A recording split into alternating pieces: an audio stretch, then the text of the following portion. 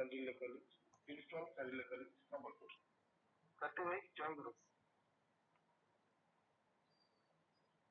ଗୁରୁ ଦାଦା।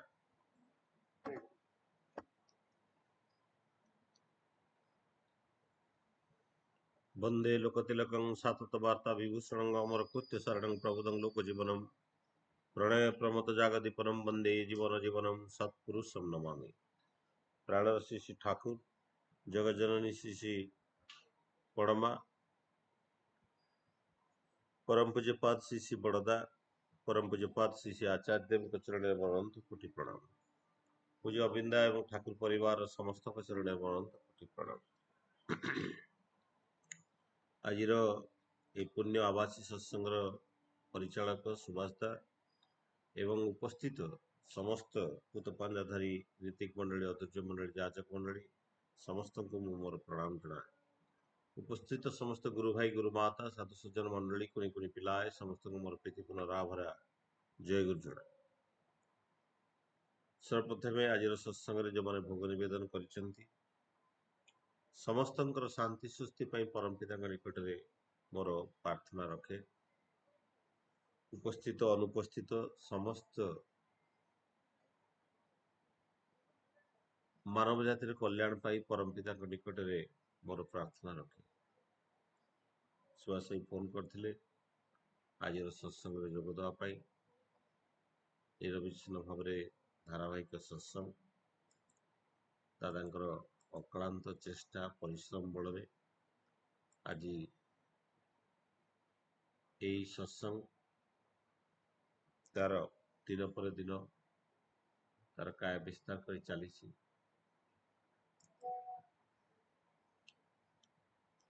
आम माने समस्त एकत्रित होइछे परम पिता गुण कीर्तन शुणा सुंदर भाव भजन कीर्तन चली जो परम पिता गुण कीर्तन चली परम पिता से अमीय लीला को सुंदर माधुर्य कंठस्वर परिप्रकाश कराला। जाजन कार्यक्रम जाजन मध्य से धारार एक परम पिता कथा को तोड़ी धरबार एक धारा। आज एक भिन्न प्रकार सब्जेक्ट बा टॉपिक रखा जाइछि ता होछि निसंगता बा लोनलीनेस। यही भाव मनुष्य जीवन रे अनेक समय आसे। मनुष्य अनेक समय यही जो अवस्थार शिकार होता है। आज होते आमर मन प्रफुल्लित अच्छी काली मन अवसादग्रस्त हो जाए। तेणु ये जो मानसिक स्थिति जा आम भितर जो स्थिति तैयारी करे ता ही होची बेले बेले हमको निसंगता आड़ को नहीं जाए। एवं निसंगता को बुझीवा हेले जीवन रे ये जो डिप्रेशन आसे अवसाद को बुझीवा को पड़े। देखंतु निसंगता को हमें बुझीवा को टिके चेष्टा करें।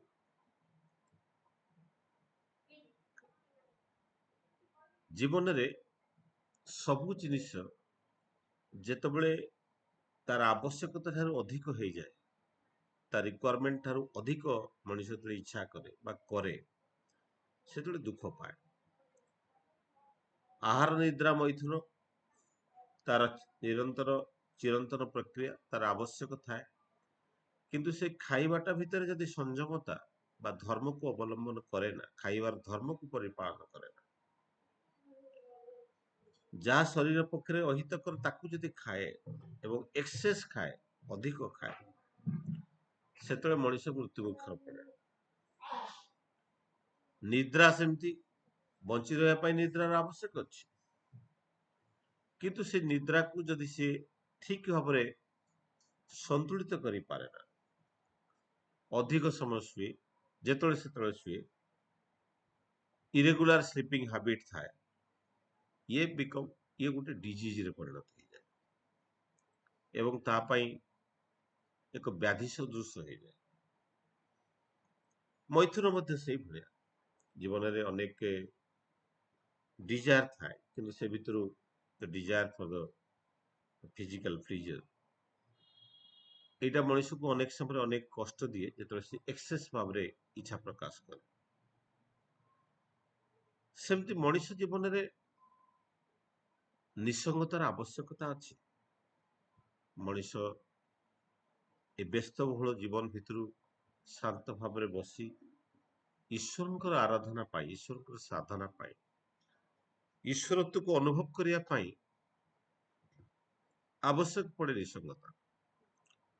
ତ ଆମେ ଯଦି ସବୁବେଳେ ଏ କ୍ରାଉଡେଡ ଭିତରେ, ଏ ବସ୍ତୁବାଦୀ ଜୀବନ ଭିତରେ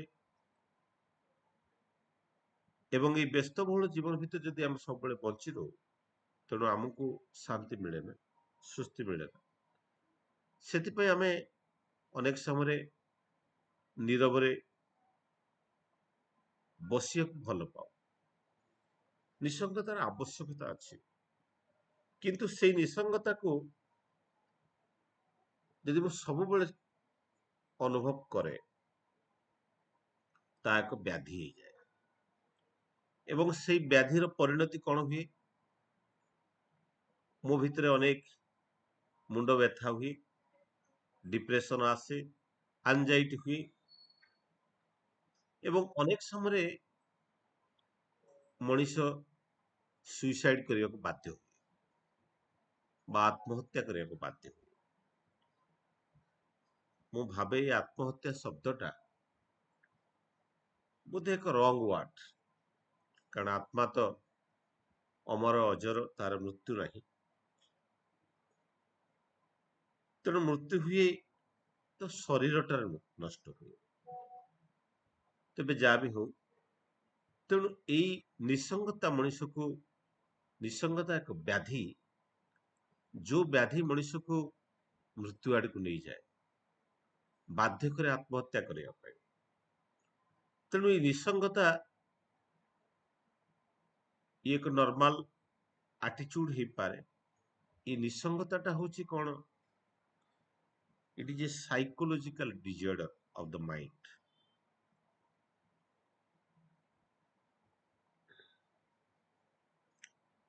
ତେଣୁ এই লোনলিনেসটা হচ্ছে, loneliness is the state of mind linked to the wanting human contact but feeling alone। এই ନିସଙ୍ଗତାଟା ଆମେ ପରିବାରରେ ରହିକି ଅନୁଭବ କରିପାରୁ। ମା ବାପା ଭାଇ ଭଉଣୀ ବନ୍ଧୁ ବାନ୍ଧବ ସମସ୍ତଙ୍କ ଭିତରେ ଆମେ ଥିଲେ ମଧ୍ୟ ଆମେ ନିଜକୁ ନିସଙ୍ଗ ଅନୁଭବ କରୁ, ଆମେ ନିଜକୁ ଏକଲା ଅନୁଭବ କରୁ।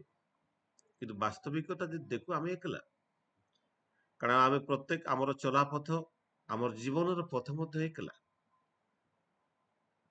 ତେଣୁ ଆମେ এই ଜୀବନ ଚଲାପଥରେ ଆମେ ଏକଲା ଚାଲିବାକୁ ପଡେ। ଯଦିଓ ଆମେ ପାରିବାରିକ ଜୀବନରେ ଥାଉ, କେହି ଆମର କର୍ମ, ଆମର ଶାନ୍ତି, ଆମର ଆନନ୍ଦରେ କେହି କେବେ ସହାୟକ ହୁଅନ୍ତିନି କି ପ୍ରତିବନ୍ଧକ ମଧ୍ୟ ଲଗାନ୍ତି। ସବୁ କିଛି ଆମ ନିର୍ଭର ଉପରେ, ଆମ ଉପରେ ନିର୍ଭର କରେ। ଆମେ ଆମ ବୈଶିଷ୍ଟ୍ୟରେ ଗଢା, ଆମେ ଆମ ଜୀବନର ବୈଶିଷ୍ଟ୍ୟରେ, ନିଜର ବ୍ୟକ୍ତିଗତ ବୈଶିଷ୍ଟ୍ୟରେ ଆମେ ଗଢା। ତ ବୈଶିଷ୍ଟ୍ୟ କଣ? ଜୀବନରେ ଅନେକ ଗୁଣ ଭିତରୁ ଯେଉଁ ଗୁଣ ଶ୍ରେଷ୍ଠ ହୋଇ ଫୁଟି ଉଠେ, ତାହା ହିଁ ହଉଛି ବୈଶିଷ୍ଟ୍ୟ। ରାଜା ଥରେ, ଜଣେ ରାଜା ବିଭିନ୍ନ ପ୍ରକାର ପେଣ୍ଟର ପ୍ରତିଯୋଗିତା କରିଥିଲେ, କିଏ ସବୁଠୁ ଭଲ ପେଣ୍ଟ କରିବ। ରାଜା ଜଣେ ବିଦ୍ୱାନ ରାଜା ଥିଲେ। এই ପେଣ୍ଟ କରିବା ଭିତରେ, ଚିତ୍ର କରିବା ଭିତରେ, ରାଜା ଗୋଟେ ଚିତ୍ରକୁ ଅତ୍ୟନ୍ତ ପସନ୍ଦ କରିଥିଲେ, ଯେ ଗୋଟେ ପକ୍ଷୀଟେ ଗଛ ଡାଳରେ ବସିଛି, ଆଉ ଝରଣାର ପାଣି ବୋହି ଯାଉଛି କୁଳୁକୁଳୁ ଶବ୍ଦରେ, ଏବଂ ଅନେକ ପକ୍ଷୀଙ୍କର ଚେଁ ଚେଁ ଶବ୍ଦ। ସେଇ ପ୍ରକାର ସିନେରୀ ତିଆରି ହେଇଛି ଏବଂ ତାରି ଭିତରେ ଗୋଟେ ପକ୍ଷୀ କୋରଡ ଭିତରେ ତାର ଛୁଆ ମାନଙ୍କ ସହିତ ସେ ବସିଛି ଏବଂ ରାଜାଙ୍କୁ ସେଇ ପକ୍ଷୀ, ସେଇ ଦୃଶ୍ୟଟା ତାଙ୍କୁ ବିମୋହିତ କରିଥିଲା। କାରଣ ଏଇ କୋଳାହଳ ଭିତରେ ମଧ୍ୟ ସେ ଅନୁଭବ କରିଥିଲେ ସେଇ ପକ୍ଷୀଟିର ଶାନ୍ତ ଏବଂ ଆନନ୍ଦମୟ ପରିବେଶ। କାରଣ ଏଇ କୋଳାହଳ ମଧ୍ୟ ଜୀବନ ଭିତରେ ମଣିଷ ଶାନ୍ତିରେ ରହିପାରେ, ଆନନ୍ଦରେ ଅନୁଭବ କରିପାରେ, ଯଦି ସେ ପରମ ପିତାଙ୍କର ସାନିଧ୍ୟ ଲାଭ କରେ। ଯଦି ଜୀବନରେ ତାର ଜୀବନ୍ତ ଆଦର୍ଶ ଥାନ୍ତି, ପରମପିତ ଥାନ୍ତି, ତେବେ ସେ ଶାନ୍ତିରେ ସୁସ୍ଥିର ଜୀବନଟାକୁ ଅନୁଭବ କରିପାରେ। এই କୋଳାହଳମୟ ବ୍ୟସ୍ତବହୁଳ ଜୀବନ ଭିତରେ ସେ ମଧ୍ୟ ଆନନ୍ଦ ଅନୁଭବ କରିପାରେ। ତେଣୁ ମଣିଷ ଯେତେବେଳେ ଏକାନ୍ତରେ ବସେ, ସେ ଏକାନ୍ତରେ ତା ଜୀବନକୁ ସେ ଅବଲୋକନ କରିପାରେ, ନିଜ ଜୀବନର ପ୍ରତ୍ୟେକ ଧାରାକୁ, ନିଜ ଜୀବନର ଗତିକୁ ସେ ପର୍ଯ୍ୟବେକ୍ଷଣ କରିପାରେ। କିନ୍ତୁ ସେତେବେଳେ କେତେବେଳେ ବି ସେ ଡିଟାଚମେଣ୍ଟ ହୁଏ ନା। এই ଅନୁଭବ କରିବା ସମୟରେ ସେ ପରମ ପିତାଙ୍କ ସହିତ ଆଟାଚମେଣ୍ଟ ଥାଏ, ଏବଂ ଯୋଉ ଆଟାଚମେଣ୍ଟ, ଯୋଉ ଯୁକ୍ତଟା, ଯୋଉ ଆଟାଚମେଣ୍ଟ ଭିତରେ ଥାଏ, ପରମ ପିତାଙ୍କ ସହିତ ଯୋଉ ନିବିଡ଼ ବନ୍ଧନ ଭିତରେ ଥାଏ, ସେଇ ବନ୍ଧନ ଭିତରେ ହିଁ ମାନେ ନିଜକୁ ଅନୁଭବ କରିପାରେ, ନିଜର ଗତିପଥକୁ ମାପିପାରେ। ସେ ସବୁ କିଛି ସମ୍ଭବ ହୁଏ ଯେତେବେଳେ ସେ ପରମ ପିତାଙ୍କ ଆଟାଚମେଣ୍ଟରେ ଥାଏ। ସେଥିପାଇଁ ଶ୍ରୀ ଠାକୁରଙ୍କର ସେଇ କଥା ମନେ ପଡେ, যখন ଥିଲେ না কই তখন ଥିଲି আমি, যখন থাকবে না কই তখন ଥିବି আমি। ମାନେ ଯେତେବେଳେ କେହି ନଥିଲେ ସେତେବେଳେ ଈଶ୍ୱର ଥିଲେ, ଭଗବାନ ଥିଲେ। ଆଉ ଯେତେବେଳେ ସବୁ କିଛି ଥିବେ ସେତେବେଳେ ବି ଥିବେ। ଆଉ ଆମେ ଯେତେବେଳେ ସବୁ କିଛି ମିଛ ମାୟା ଇଲ୍ୟୁଜନ ଭିତରେ ଯେତେବେଳେ ବାନ୍ଧି ହେଇଯାଉ, ସେତେବେଳେ ପରମ ପିତା ଆମର ପର ହେଇଯାନ୍ତି। ତେଣୁ ଏଇ ବିଷାଦଗ୍ରସ୍ତ ଭିତରେ ମଣିଷ, ଏଇ ବିଷାଦ ଭରା ଜୀବନ ଭିତରେ ମଣିଷ ନିସଙ୍ଗତାକୁ ଅନୁଭବ କରେ। ତେଣୁ ନିଜ ଭିତରେ ଅନ୍ୟମାନଙ୍କ ସହିତ ମିଶିକି ଥିଲାବେଳେ ବି ନିଜକୁ ଏକଲା ଅନୁଭବ କରିବାର ଯୋଉ ଭାବ ମଣିଷ ଭିତରେ ସେତିକିବେଳେ ଆସେ ଯେତେବେଳେ ସିଏ ସବୁ କିଛିରୁ ସେ ପରାଜୟ ପାଏ, ଅନେକ ଦୁଃଖରେ ଯେତେବେଳେ ସେ ନିମଜ୍ଜିତ ହେଇ ଉଠେ, ସେତେବେଳେ ତା ଜୀବନରେ ନିସଙ୍ଗତା ଭରିଯାଏ। ତେଣୁ ଦୁଃଖର ମୂଳ କାରଣ ହଉଛି ଆମର ପାଇବାର ଇଚ୍ଛା। ସେଥିପାଇଁ ଠାକୁର କହୁଛନ୍ତି କିଛି ଚାହ ନା, କିଛି ଚାହ ନା, ଚାହିଁବାଟା ହିଁ ଦୁଃଖ। ଚାହିଁବାଟା ଆଉ ନ ପାଇବାଟା ହିଁ ଦୁଃଖ। ଆମେ ତ ଅନେକ କିଛି ଆଶା କରୁ, ଅନେକ କିଛି ଚାହୁଁ, ଆଉ ଯେତେବେଳେ ତା ପାଇପାରୁନା, ସେତେବେଳେ ଆମେ ଦୁଃଖ ଅନୁଭବ କରୁ। ଆଉ ଏଇ ଦୁଃଖ ଧୀରେ ଧୀରେ ମଣିଷକୁ ଅବସାଦଗ୍ରସ୍ତ କରାଏ, ଡିପ୍ରେସନ ଆଡକୁ ନେଇଯାଏ, ଏବଂ ମଣିଷ ଚାପଗ୍ରସ୍ତ ହୁଏ, ଷ୍ଟ୍ରେସରେ ରହେ, ଆନଜାଇଟିରେ ରହେ। ଡିପ୍ରେସନ ଆଉ ଆନଜାଇଟି ଭିତରେ ଫରକ ହଉଛି, ଡିପ୍ରେସନ ଟା ମୁଁ ଅନେକ ଦିନ ପରେ ମତେ ଏମିତି ଗୋଟେ ହେଇଯିବାର ଅଛି ବୋଲି ମୁଁ ଭାବେ, ଯେ ମୋ ପାଖକୁ ଗୋଟେ ବିପଦ ଆସିବାର ଅଛି ବୋଲି ଯେତେବେଳେ ଭାବେ, ସେଟା ହଉଛି ଗୋଟେ ଡିପ୍ରେସନ। ଯେତେବେଳେ ମୁଁ ଭାବେ ମାନେ ବିପଦଟା ମୋ ପାଖରେ ପୁରା ଛିଡା ହେଇଛି, ତାହା ହଉଛି ଆନଜାଇଟି। ତେଣୁ ମଣିଷ ଏଇ ଡିପ୍ରେସନ, ଆନଜାଇଟି, ଷ୍ଟ୍ରେସ ଭିତରେ ସେ ରହିକି ନିଜକୁ ଯେମିତି ଏ ସମାଜରୁ ନିଜକୁ ଭିନ୍ନ ଭାବେ, ଏ ପାରିବାରିକ ଜୀବନ ଭିତରେ ପରିବାର ଠାରୁ ସେ ନିଜକୁ ଭିନ୍ନ ଭାବରେ ଅନୁଭବ କରେ, ଏବଂ ଦୁନିଆରେ ସେ ନିଜକୁ ସମ୍ପୂର୍ଣ୍ଣ ଭାବରେ ଏକା ଭାବେ। ଜୀବନ ସଂଗ୍ରାମରେ ସେ ଯେମିତି ଏକମାତ୍ର ସଂଗ୍ରାମୀ, ଆଉ ତା ସାଙ୍ଗରେ କେହି ନାହାନ୍ତି ବୋଲି ସେ ଭାବେ। ଏବଂ ସେଇ ଭାବ ମଣିଷକୁ ଅନେକ ସମୟରେ ଦୁଃଖ ବିଷାଦଗ୍ରସ୍ତ ଭିତରେ ନେଇ ଆତ୍ମହତ୍ୟା କରିବାକୁ ପ୍ରେରିତ କରେ, ବା ବିଭିନ୍ନ ବ୍ୟାଧିଗ୍ରସ୍ତ କରାଏ। এই ମାନସିକ ବ୍ୟାଧିରୁ ଶାରୀରିକ ବ୍ୟାଧି ଆଡକୁ ଚାଲିଯାଏ, ଏବଂ ଶାରୀରିକ ବ୍ୟାଧିରୁ ସେ ମୃତ୍ୟୁ ମୁଖକୁ ଚାଲିଯାଏ। ତେଣୁ ଏଇ ଯୋଉ ମଣିଷ ଜୀବନରେ ଏଇ ଯୋଉ ନିଃସଙ୍ଗତା ଆସେ କଣ ପାଇଁ ମଣିଷ ବିଚ୍ଛିନ୍ନ ହୋଇଯାଏ? ମଣିଷ କଣ ପାଇଁ ବିଚ୍ଛିନ୍ନ ହୋଇଯାଏ? ଅନ୍ୟମାନଙ୍କ ଠାରୁ ନିଜକୁ ବିଚ୍ଛିନ୍ନ କେମିତି କଣ ପାଇଁ କରିଦିଏ?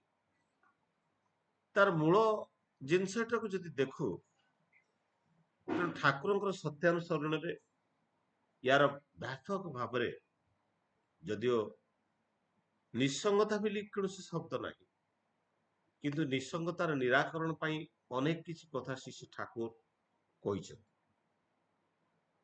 ତେବେ ପ୍ରଥମରେ ଠାକୁର କହୁଛନ୍ତି ଯେ ଭାରତର ଅବନତି ଡିଜେନେରେସନ ସେଇ ସମୟରୁ ଆରମ୍ଭ ହୋଇଛି, ଯେଉଁ ସମୟରେ ଭାରତବାସୀଙ୍କୁ ପାଖରେ ଅମୃତ ଭଗବାନ ଅସୀମ ହୋଇ ଉଠିଛନ୍ତି। ଋଷିଙ୍କୁ ବାଦ ଦେଇ ଋଷିବାଦର ଉପାସନା ଆରମ୍ଭ ହୋଇଛି। ଋଷିଙ୍କୁ ବାଦ ଦେଇ ଋଷିବାଦର ଉପାସନାକୁ କଥା ଯଦି ଆମେ ଦେଖୁ, ମଣିଷ ଜୀବନରେ ସେ ନିଜକୁ ଏକା ଭାବେ ବା ନିଃସଙ୍ଗ ଭାବେ ବା ଲୋନଲିନେସ୍ ଭାବେ, କାରଣ ସେ ଅନେକ ପ୍ରଚେଷ୍ଟା କରିକି ଫେରିଲି ଗଲେ। ସେ କଣ ଚେଷ୍ଟା କରେ ନା ବହୁ ଦେବାଦେବୀଙ୍କୁ ପୂଜା କରେ। ବହୁ ଦେବାଦେବୀଙ୍କୁ ପୂଜା କରେ ବିଭିନ୍ନ କାମନାର ଚରିତାର୍ଥ ପାଇଁ, ଧନ ପାଇଁ ଲକ୍ଷ୍ମୀକୁ, ଜ୍ଞାନ ପାଇଁ ସରସ୍ୱତୀଙ୍କୁ, ଆଉ ଗ୍ରହ ଗ୍ରହାଦିଙ୍କର ଲାଘବ ପାଇଁ ନବଗ୍ରହକୁ, ଶିବଙ୍କୁ, ଏମିତି ବିଭିନ୍ନ ଦେବାଦେବୀଙ୍କୁ ସେ ବିଭିନ୍ନ ନିଜର ଇଚ୍ଛାକୁ ଚରିତାର୍ଥ କରିବା ପାଇଁ ସେ ପୂଜା କରେ। ଆଉ ସେଠୁ କିଛି ତ ପାଏନି, ସେ ନିରାଶଟା ତାକୁ ଅନେକ ସମୟରେ କଣ କରେ ନା ବିଷାଦଗ୍ରସ୍ତ କରିଦିଏ। ଆଉ ସେ ବିଷାଦ ଧୀରେ ଧୀରେ ତା ଭିତରେ ନିଃସଙ୍ଗତାକୁ ଭରିଦିଏ, ଏମ୍ପଟିନେସ୍ ତା ଭିତରେ ଆସିଯାଏ। ତେଣୁ ଏଇଠି ଯୋଉ କଥା ଉଠେ ଯେ ଋଷିକୁ ବାଦ ଦେଇ ଋଷିବାଦର ଉପାସନା ଚାଲିଛି, ଆମେ ହନୁମାନଙ୍କୁ ପୂଜା କରୁ, ମାନେ ହନୁମାନଙ୍କୁ ପୂଜା କରୁ, କିନ୍ତୁ ହନୁମାନଙ୍କର ତତ୍ତ୍ୱକୁ ପୂଜା କରୁ। ହନୁମାନ ଯେତେବେଳେ ଧରାପୃଷ୍ଠରେ ଅବତୀର୍ଣ୍ଣ ହେଇଥିଲେ, ଯେତେବେଳେ ତ୍ରେତୟା ଯୁଗରେ ହନୁମାନଙ୍କର ଯେତେବେଳେ ଉପସ୍ଥିତି ଥିଲା, ଏ ସତ୍ୟ ଯୁଗ ପରେ ତ୍ରେତୟା ଯୁଗ ଆରମ୍ଭ ହେଇଥିଲା, ଆଜିକି 9000 ବର୍ଷ ପୂର୍ବେ। ସେଇ ସମୟରେ କଣ ଥିଲା? ସେଇ ସମୟରେ ବ୍ରହ୍ମା ବିଷ୍ଣୁ ମହେଶ୍ୱରଙ୍କର ଉପାସନା ଥିଲା, ବିଭିନ୍ନ ଦେବାଦେବୀଙ୍କର ଉପାସନା ଥିଲା, 33 କୋଟି ଦେବତାର କଥା ସେଇ ସମୟରେ ଥିଲା, ଯାହା ଠାକୁର କହୁଥିଲେ ସେଇ ସମୟରେ ଯେ ବୋଧହୁଏ ସେଇ ସମୟରେ 33 କୋଟି ମଣିଷ ଥିଲେ। ପ୍ରତ୍ୟେକ ମଣିଷ ଭିତରେ ଯୋଉ କ୍ଷୁଦ୍ର ଭଗବାନ, ସମସ୍ତଙ୍କ ଭିତରେ ଯୋଉ ଦିବ୍ୟତ୍ୱ ଅଛି, ଈଶ୍ୱରତ୍ୱ ଅଛି, ଯାହାକୁ ଜାଗ୍ରତ କରିବା ପାଇଁ ଠାକୁର ଚାହିଁଛନ୍ତି, ଫ୍ରମ୍ ଦ ବାୟୋଲୋଜିକାଲ ମ୍ୟାନକୁ ଏ ଡିଭାଇନ ମ୍ୟାନରେ ପରିଣତ କରିବା ପାଇଁ ପ୍ରତ୍ୟେକ ମଣିଷ ହଉଛନ୍ତି ଗୋଟେ କ୍ଷୁଦ୍ର ଭଗବାନ। ସେଇଥିପାଇଁ ଠାକୁର କହୁଥିଲେ 33 କୋଟି ଦେବତାର ପ୍ରଶ୍ନ ଠାକୁର ତୋଳିତ ଯାଇଥିଲା। ଠାକୁର କହିଥିଲେ ସେଇ ସମୟରେ ହୟତ 33 କୋଟି ମଣିଷ ଥିଲେ। ତେବେ ଯୋଉ ହନୁମାନଙ୍କର ତତ୍ତ୍ୱକୁ ଯଦି ଆମେ ଦେଖୁ, ସେଇ ସମୟରେ ତ ବ୍ରହ୍ମା ବିଷ୍ଣୁ ମହେଶ୍ୱରଙ୍କର ପୂଜା ଥିଲା। ରାମଚନ୍ଦ୍ର ଜଣେ ତାଙ୍କଠାରୁ ବୟସରେ ସାନ ଥିବେ ବୋଲି, ତ ରାମଚନ୍ଦ୍ରଙ୍କୁ ଯେତେବେଳେ ସେ ଦର୍ଶନ ପାଇଲେ, ତାଙ୍କୁ କାହିଁକି ସେ ଦେବତା ବୋଲି ଭାବିଥିଲେ? ତେଣୁ ସେଇ ତତ୍ତ୍ୱଟାକୁ ଆମ ଜୀବନରେ ଗ୍ରହଣ କରୁନା, କିନ୍ତୁ ହନୁମାନ ବାଦର ପୂଜା କରୁ। ହନୁମାନଙ୍କୁ ପୂଜା କରୁନା, ଋଷିକୁ ବାଦ ଦେଇ ଋଷି ବାଦର ଉପାସନା ଚାଲିଛି ଯୋଉଟା। ତେଣୁ ଯଦି ଆମେ ହନୁମାନଙ୍କୁ ପୂଜା କରୁ, ହନୁମାନର ତତ୍ତ୍ୱକୁ ଯଦି ପୂଜା କରୁ, ସେଇଠୁ ଜଣା ପଡେ ସେ ଆକାଶର ଭଗବାନଙ୍କୁ ପୂଜା କରୁନଥିଲେ, ଅମୃତ ଭଗବାନଙ୍କୁ ସେ ପୂଜା କରିନଥିଲେ, ସେ ଜୀବନ୍ତ ଭଗବାନ ରାମଚନ୍ଦ୍ରଙ୍କର ଚରଣାଶ୍ରିତ ହେଇଥିଲେ ଏବଂ ରାମଚନ୍ଦ୍ରଙ୍କ ପାଇଁ, ତାଙ୍କ ଜୀବନ୍ତ ଭଗବାନଙ୍କ ପାଇଁ ତାଙ୍କ ଜୀବନଟାକୁ ସମର୍ପଣ କରିଦେଇଥିଲେ। ସେଥିପାଇଁ ତାଙ୍କ ଜୀବନର ଅବସାଦ ନଥିଲା, ତାଙ୍କ ଜୀବନରେ ନିଃସଙ୍ଗତା ନଥିଲା, ତାଙ୍କ ଜୀବନରେ ସେ ଲୋନଲିନେସ୍ ନଥିଲା, କାରଣ ତାଙ୍କର ମାନସିକ ବ୍ୟାଧି ମଧ୍ୟ ନଥିଲା ଏବଂ ତାଙ୍କର ସମ୍ପୂର୍ଣ୍ଣ ଜୀବନ ସେଇ ଜୀବନ୍ତ ଭଗବାନଙ୍କୁ ଯୋଉ ସମର୍ପଣ କରିଦେଇଥିଲେ, ତାଙ୍କରି କର୍ମରେ, ଇଷ୍ଟ କର୍ମରେ ସମସ୍ତ ଜୀବନକୁ ଯୋଉ ବ୍ୟାପକ ଭାବରେ ବିସ୍ତୃତ ଭାବରେ ସେ ଜୀବନକୁ ସମର୍ପଣ କରିଦେଇଥିଲେ, ଯାହା ଫଳରେ ସିଏ ଏକ ଦ୍ରାବିଡିଆନ, ଏକ ସାଧାରଣ ମଣିଷରୁ ଏକ ବନ୍ଧନୀୟ ମଣିଷ ଏବଂ ଆଜିର ପୂଜ୍ୟ ମଣିଷରେ ସେ ପରିଣତ ହେଇଯାଇଛି। ରାମଚନ୍ଦ୍ରଙ୍କର ଯେତିକି ଦେବପୀଠ ନଥାଏ, ଯେତିକି ନାହିଁ ପୃଥିବୀରେ, ହନୁମାନଙ୍କର ବୋଧେ ସେତିକି ଦେବପୀଠ ଅଛି। ଆଉ ହନୁମାନଙ୍କ ମୂର୍ତ୍ତି ତଳେ ଗୋଟେ ଛୋଟିଆ ରାମଙ୍କର ମୂର୍ତ୍ତି ରଖି ଦିଆହଉଛି, ଏକ ବିରାଟ ବଡ ହନୁମାନଙ୍କର ମୂର୍ତ୍ତି, ତା ତଳେ ଗୋଟେ ଛୋଟିଆ ହନୁମାନଙ୍କୁ ଦେଖିଲେ ତାକୁ ପସନ୍ଦ କରିଥାନ୍ତେ, କେବେ ଖୁସି ହୁଅନ୍ତେ ଯେ ତାଙ୍କର ଆରାଧ୍ୟଙ୍କୁ ଛୋଟ କରିକି, ଆଉ ତାଙ୍କର ଆରାଧ୍ୟକୁ ଛୋଟ କରିକି ଯଦି ତାଙ୍କୁ ବଡ କରି ଦିଆଯାଏ, ସେ କେବେ କଣ ପସନ୍ଦ କରିଥାନ୍ତେ? ତାର ମୂଳ ହଉଛି ଆମେ ହନୁମାନଙ୍କୁ ପୂଜା କରୁନୁ, ହନୁମାନଙ୍କର ବାଦକୁ, ତାଙ୍କ ପାଇଁ ଯୋଉ ପୂଜାର ବାଦଟାକୁ ଆମେ ବିଶ୍ୱାସ କରିକି ପୂଜା କରୁଛୁ, ପ୍ରାପ୍ତି ଉଦ୍ଦେଶ୍ୟରେ ପୂଜା କରୁଛୁ। ତେଣୁ ସେଇଠି ମଣିଷ ଅନେକ ସମୟରେ ଭୁଲ କରି ବସେ ଯେ ମଣିଷ ଜୀବନରେ ଏକ ଜୀବନ୍ତ ଭଗବାନଙ୍କର ଆବଶ୍ୟକତା ଅଛି, ଯାହା ସହିତ ସେ କଥା ହେଇପାରିବ, ଯାହା ସହିତ ସେ ନିଜର ଦୁଃଖ, ନିଜର ନିଜର ଅବସାଦ, ନିଜର ଯାତନା, ନିଜର ବେଦନାକୁ ସେ ପରିପ୍ରକାଶ କରିପାରିବ, କଥା ହେଇପାରିବ ଏବଂ ତାର ସମାଧାନ ମଧ୍ୟ ପାଇପାରିବ, ଯାହା ସେ ଅମୃତ ଭଗବାନ ପାଖରେ ପାଏନି। ଏଇ ଅବସାଦ ତାକୁ ଅନେକ ନିରାନନ୍ଦ ଆଡକୁ ନେଇଯାଏ। ତେଣୁ ଅନେକ ସମୟରେ କଣ ହୁଏ, ଠାକୁରଙ୍କର ସେଇ କଥା ମନେ ପଡେ, ଅର୍ଥମାନ ଯଶ ଇତ୍ୟାଦି ପାଇବା ଆଶରେ ମୋତେ ଠାକୁର ସଜାଇ ଭକ୍ତ ହୁଅ ନାହିଁ। ଆଜି ଅନେକ ଗୁରୁ ଭାଇ ମଧ୍ୟ ଅବସାଦଗ୍ରସ୍ତ, ଅନେକ ଗୁରୁ ଭାଇ ମଧ୍ୟ ବିଷାଦଗ୍ରସ୍ତ, ଅନେକ ଗୁରୁ ଭାଇ ମଧ୍ୟ ନିଃସଙ୍ଗତାକୁ ଅନୁଭବ କରନ୍ତି। ତାର ମୂଳ କାରଣ ଯଦି ଦେଖୁ, ଆମେ ଠାକୁରଙ୍କୁ ଯଦି, ଠାକୁରଙ୍କର ଯୋଉ ମୂଳ ତତ୍ତ୍ୱକୁ ଯଦି ବୁଝୁ, ଠାକୁର ସେଥିପାଇଁ କହୁଛନ୍ତି ଅର୍ଥମାନ ଯଶ ଇତ୍ୟାଦି ପାଇବା ଆଶାରେ ମୋତେ ଠାକୁର ସଜାଇ ଭକ୍ତ ହୁଅ ନାହିଁ, ସାବଧାନ ହୁଅ ଠକିଯିବ। ତୁମର ଠାକୁର ତ ଜାଗ୍ରତ ନହେଲେ କେହି ତୁମର କେନ୍ଦ୍ର ବି ନୁହନ୍ତି, ଠାକୁର ବି ନୁହନ୍ତି। ତେଣୁ ଆମେ ଯେତେବେଳେ ପାଇବାର ଆଶାରେ ଆଜି ସତ୍ସଙ୍ଗ ଆସୁ ବା ଆସିଛୁ, ମତେ କାଳେ ଗୀତ ଗାଇବାକୁ ମିଳିବ, ମତେ କାଳେ ଯାଜନ କରିବାକୁ ମିଳିବ, ମତେ କାଳେ ମତେ ଲୋକମାନେ ଚିହ୍ନିବେ, ଏମିତି ଅନେକ କିଛି ଆଶା କରିକି ଯେତେବେଳେ ମୁଁ ଏଇ ସତ୍ସଙ୍ଗକୁ ଆସେ, ସେତେବେଳେ କିଛି ଯେତେବେଳେ ନ ପାଏ, ସେତେବେଳେ ମତେ ଅବସାଦଗ୍ରସ୍ତ ହବାକୁ ପଡେ। ସେଥିପାଇଁ ଠାକୁର କହୁଛନ୍ତି କୁଛୁ ଚାହଁ ନା, ଚାହିଁବାଟା ନ ପାଇବାଟା ହିଁ ଦୁଃଖ। ଆମେ ଯେତେବେଳେ କିଛି ଚାହୁଁ, ନ ପାଇଲେ ଆମକୁ ଦୁଃଖ ମାଡି ବସେ। ତେଣୁ ଆମକୁ ମୂଳ ତତ୍ତ୍ୱ ହଉଛି, ନିଃସଙ୍ଗତାକୁ ଦୂର କରିବାର ମୂଳ ତତ୍ତ୍ୱ ହଉଛି ନିଜ ଭିତରେ ସେ ଠାକୁରତ୍ୱଟାକୁ ଜାଗ୍ରତ କରିବାକୁ ପଡିବ। ନିଜ ଭିତରେ ଥିବା ସେ ଦିବ୍ୟତ୍ୱର ଦିବ୍ୟ ପରିପ୍ରକାଶକୁ ଯଦି ପରିପ୍ରକାଶ କରି ଦିଆଯାଏ, ମଣିଷ ଭିତରେ ଅବସାଦ ଆସେ ନା, ଦୁଃଖ ଆସେ ନା, ଆଉ ନିଃସଙ୍ଗତା ମଧ୍ୟ ଆସେ ନା। ତେଣୁ ନିଃସଙ୍ଗତାକୁ ମଣିଷ ସେତେବେଳେ ଅନୁଭବ କରେ ଯେତେବେଳେ ସେ ଦୁନିଆରେ ନିଜକୁ ଏକା ବୋଲି ଭାବେ, ଏବଂ ଏକା ବୋଲି ସେତିକି ବେଳେ ଭାବେ ଯେତେବେଳେ ସେ ଜୀବନ୍ତ ଭଗବାନଙ୍କୁ ତା ଜୀବନରେ ଗ୍ରହଣ କରେ ନା।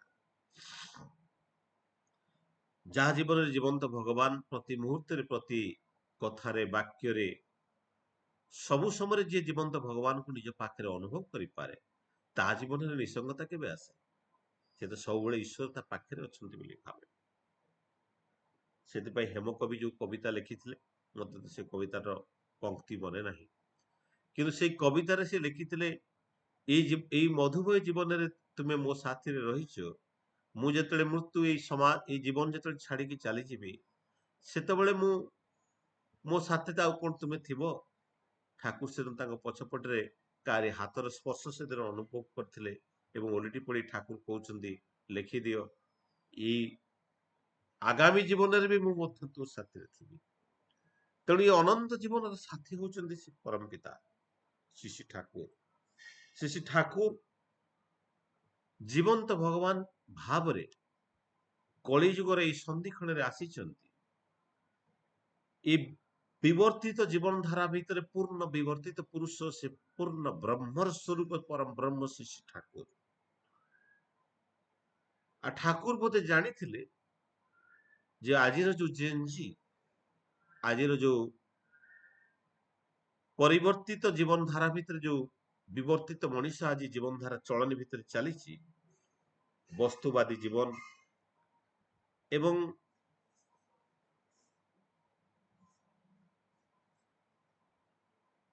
এই চଳଚଞ୍ଚଳ ଜୀବନ ଭିତରେ ମଣିଷ ଯେ ଅନେକ ବିଷାଦଗ୍ରସ୍ତ ହବ, ଅନେକ ଦୁଃଖ ପାଇବ, ଅବସାଦ ଆସିବ ତା ଜୀବନରେ, ଡିପ୍ରେସନ, ଆନଜାଇଟି ଆସିବ ଏବଂ ନିଃସଙ୍ଗତା ତା ଜୀବନରେ ଆସିବ। ସେଥିପାଇଁ ଠାକୁର ଠିକ ଏଇ ସମୟରେ ହିଁ ଅବତୀର୍ଣ୍ଣ କରିଛନ୍ତି ଧରା ପୃଷ୍ଠରେ, ମଣିଷକୁ ସେ ଅବସ୍ଥାରୁ ଦୂର କରିବା ପାଇଁ। କାରଣ ସେଥିପାଇଁ ଠାକୁର କହୁଥିଲେ ଯେ ଆମେ ଭାବବାଣୀରେ କହୁଥିଲେ ଆମେ ଜଙ୍ଗଲ ସନ୍ନ୍ୟାସୀ ଚାହିଁନା, ଆମେ ସଂସାର ସନ୍ନ୍ୟାସୀ ଚାହିଁ। ଜଙ୍ଗଲରେ ଥିବା ସନ୍ନ୍ୟାସୀ କଣ କରେ? ନାମ ଧ୍ୟାନ କରେ, ଜପ ତପ କରେ, ଏବଂ ସେଇ ଭିତରେ ସେ କଣ କରେ? ସେଇ ଜପ ତପ ଭିତରେ ସେ ନିଜ ଭିତରେ ଆନନ୍ଦ ଅନୁଭବ କରେ।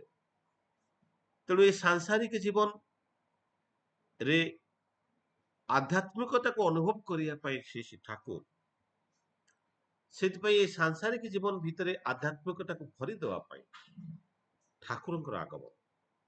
ଠାକୁର ଏଇ ସାଂସାରିକ ଜୀବନ ଏବଂ ଆଧ୍ୟାତ୍ମିକ ଜୀବନ ଭିତରେ ଗୋଟେ ସରଳ ରେଖା ଟାଣି ଦେଇଛନ୍ତି। ଯୋଉ ସରଳ ରେଖା ଉପରେ ମଣିଷ ଛିଡା ହେଇ ସାଂସାରିକ ଜୀବନର ପ୍ରତ୍ୟେକ କର୍ମକୁ ନିର୍ଭୁଲ ଭାବରେ କରିପାରିବା ସହିତ ଆଧ୍ୟାତ୍ମିକତାକୁ ଜୀବନରେ ଲିଭେଇ ପାରିବ। ତେଣୁ ଏ ନାମ କରିବାର ମୂଳ ତତ୍ତ୍ୱକୁ ଯଦି ଆମେ ବୁଝୁ, ନାମ ମଣିଷକୁ ତୀକ୍ଷ୍ଣ କରେ, ଧ୍ୟାନ ମଣିଷକୁ ସ୍ଥିର ଏବଂ ଗ୍ରହଣକ୍ଷମ କରାଏ। ଏ ନାମ ମଣିଷକୁ ତୀକ୍ଷ୍ଣ କରେ।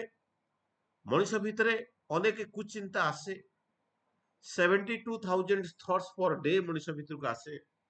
ତା ଦେହରୁ 95% thoughts worthless ଥାଏ। କିନ୍ତୁ ଆମ ମନ ଭିତରକୁ ଅନେକ କୁଚିନ୍ତା ଆସିଯାଏ। ସେଇ ଚିନ୍ତା ଆମକୁ ଅନେକ ଦୁଃଖର କାରଣ ହୁଏ। ଦୁଃଖ ଅବସାଦ ଆଡକୁ ଆମକୁ ଏଇ ଚିନ୍ତା ନେଇଯାଏ। ତେଣୁ ମଣିଷ ଏଇ ଯୋଉ ଦୁଃଖ ପାଏ, ଏଇ ଯୋଉ ଦୁଃଖ ମଣିଷ ଭିତରେ ଆସେ, ତେଣୁ ଏଇ ଚିନ୍ତାକୁ ଦୂର କରିବା ପାଇଁ ଅନାବଶ୍ୟକ ଚିନ୍ତା ମଣିଷ ଭିତରେ ମନ ଭିତରକୁ ଯଦି ନ ଆସୁ, ସେଥିପାଇଁ ଠାକୁର ନାମ ଦେଇଛନ୍ତି। ଏ ନାମକୁ ମନନ କରିବା ସମୟରେ ଠାକୁର ତ ନାମ ଏବଂ ନାମୀ ଅଭେଦ୍ୟ ଏବଂ ନାମ ହଉଛି ଏକ ସ୍ପନ୍ଦନାତ୍ମକ ପ୍ରତିଛବି। ମଣିଷ ଭିତରେ ଥିବା ସେଇ ଦିବ୍ୟତାକୁ ସ୍ପନ୍ଦାୟିତ କରିକି ତା ଭିତରେ ଦିବ୍ୟତାଟାକୁ ଭରିଦିଏ।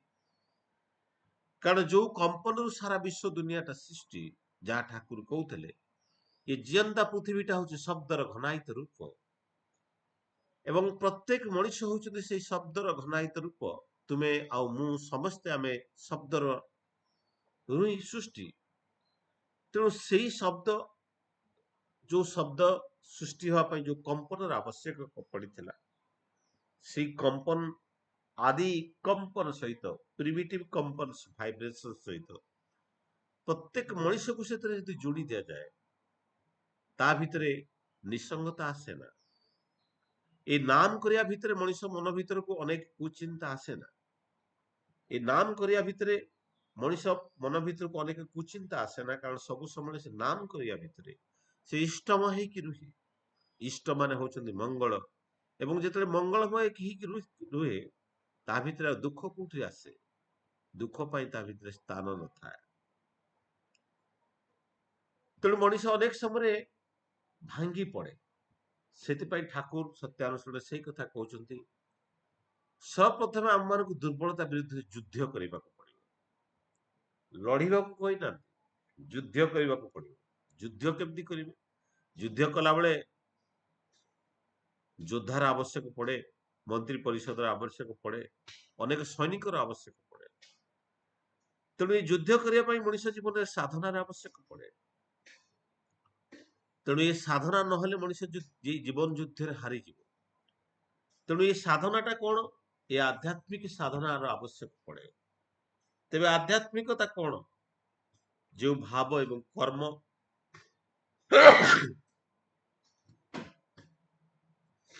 ଯେଉଁ ଭାବ ଏବଂ କର୍ମ ମଣିଷକୁ କାରଣମୁଖୀ କରିଦିଏ, ତାହା ହଉଛି ଆଧ୍ୟାତ୍ମିକତା। ଯେଉଁ ଭାବ ଏବଂ କର୍ମ ମଣିଷକୁ କାରଣମୁଖୀ କରିଦିଏ, ତାହା ହଉଛି ଆଧ୍ୟାତ୍ମିକତା। ଠାକୁରଙ୍କର ଇଂଲିଶରେ ସେ ବାଣୀଟାକୁ ମୁଁ ଖାଲି ପଢୁଛି, ଶୁଣନ୍ତୁ। The peculiar adjustment of the chemophysical through which the soul, the go of life is going on is the ଆଧ୍ୟାତ୍ମିକତା। ଠାକୁରଙ୍କର ଇଂଲିଶର ବାଣୀ। ଠାକୁର ଇଂଲିଶରେ ବାଣୀରେ କହୁଛନ୍ତି, the peculiar adjustment of chemophysical through which the soul, ଏ ଆତ୍ମା ଯୋଉ ପ୍ରକ୍ରିୟାରେ ଆଡଜଷ୍ଟମେଣ୍ଟ ହୁଏ, କେମୋ ଫିଜିକ୍ ଏ ଯୋଉ ରାସାୟନିକ ଆଉ ଭୌତିକ ଆଡଜଷ୍ଟମେଣ୍ଟ ଦେଇକି ମଣିଷ ଯୋଉ ସତ୍ତାର ଯୋଉ ଆଡଜଷ୍ଟମେଣ୍ଟ ହୁଏ, ସତ୍ତା যে আনন্দমুখী ହୁଏ, ଯୋଉ being ଟା ଆନନ୍ଦମୁଖୀ ହୁଏ, the go of life is going on it ଆଧ୍ୟାତ୍ମିକତା।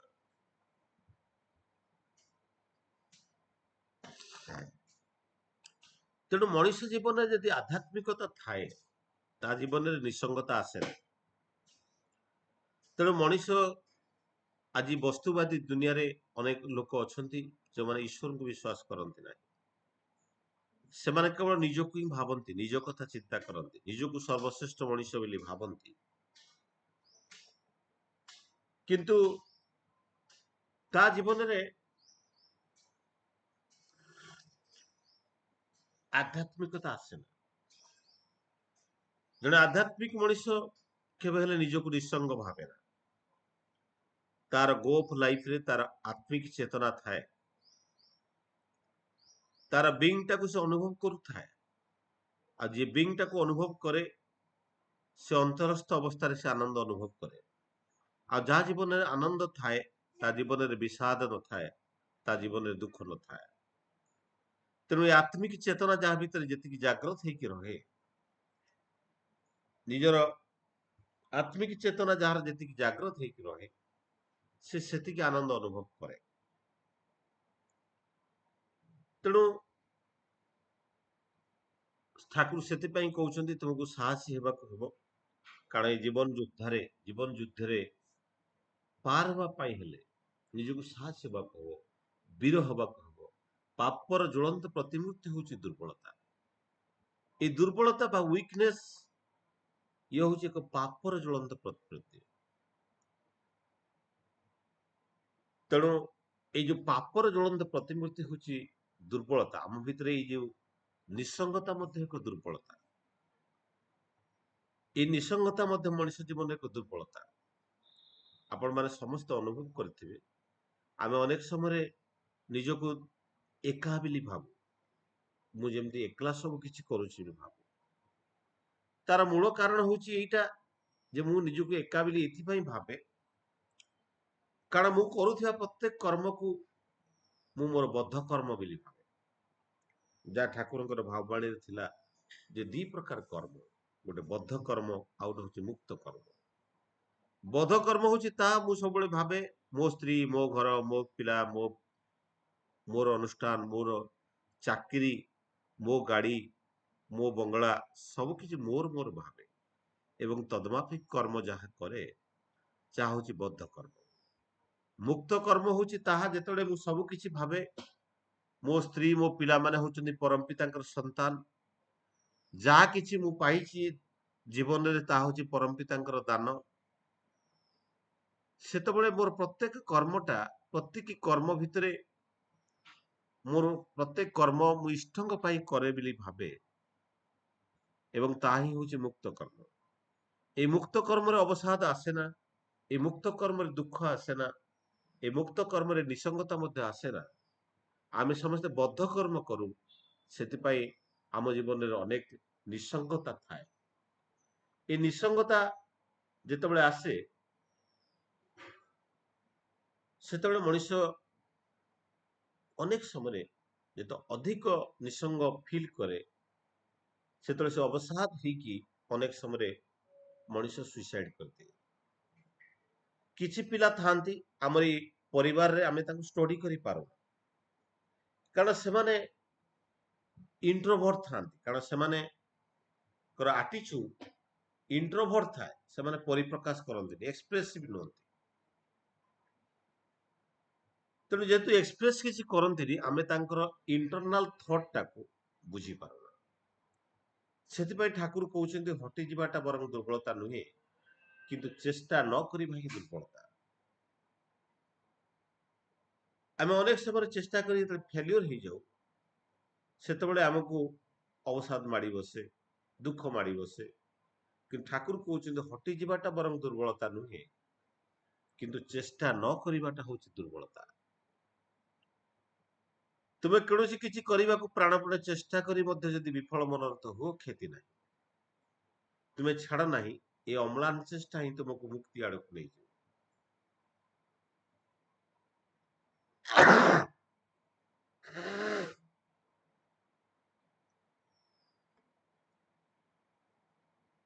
ଏଇ କଥାକୁ ଯଦି ଦେଖିବା, ଏଇ କଥା ଆଜିର ଯୁବ ସମାଜ ପାଇଁ ଏକ ପ୍ରାସଙ୍ଗିକ ଜିନିଷ।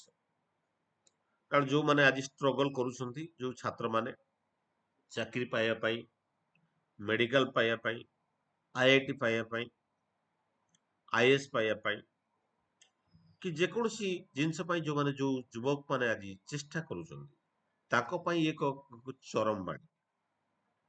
ଅନେକ ସମୟରେ ଆମେ ହାରିଯାଉ। ସେଥିପାଇଁ ଠାକୁର କହୁଛନ୍ତି ହାରିଯିବାଟା ବା ହଟିଯିବାଟା ଦୁର୍ବଳତା ନୁହେଁ, କିନ୍ତୁ ଚେଷ୍ଟା ନ କରିବାଟା ଦୁର୍ବଳତା। ଆମେ ଚେଷ୍ଟା କରିବାକୁ ପଡିବ। ତୁମେ କୌଣସି କିଛି କରିବାକୁ ଚେଷ୍ଟା କରେ, ଯଦି ବିଫଳ ମନ କ୍ଷତି ନାହିଁ, ତୁମେ ଛାଡ଼ ନାହିଁ, ଅମ୍ଳାନ ଚେଷ୍ଟା ହିଁ ମୁକ୍ତି ଆଡ଼କୁ ନେଇଯିବ। ଦେଖନ୍ତୁ, ମୁଁ ମଧ୍ୟ ମେଡିକାଲ ପ୍ରିପାରେସନ କରୁଥିଲି। ମୁଁ ଯେତେବେଳେ ମେଡିକାଲ ପ୍ରିପାରେସନ କରୁଥିଲି, ମୁଁ ଚେଷ୍ଟା କଲି, ଗୋଟିଏ ମାର୍କରେ କଟିଗଲି।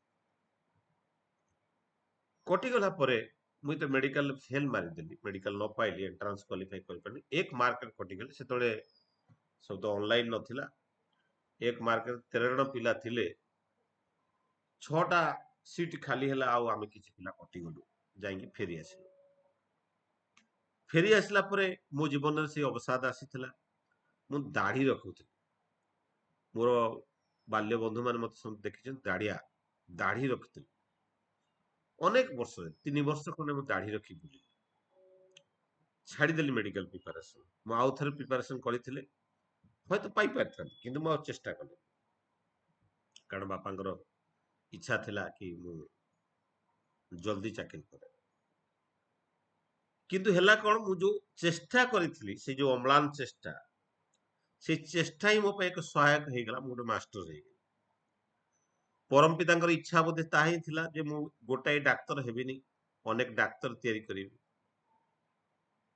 ତେଣୁ ପାଖାପାଖି 2000ରୁ 2500 ଡକ୍ଟର ଆଜି ଓଡିଶାରେ ହୟତ ମୋର ହାତ ତିଆରି ଡାକ୍ତର ଥିବେ।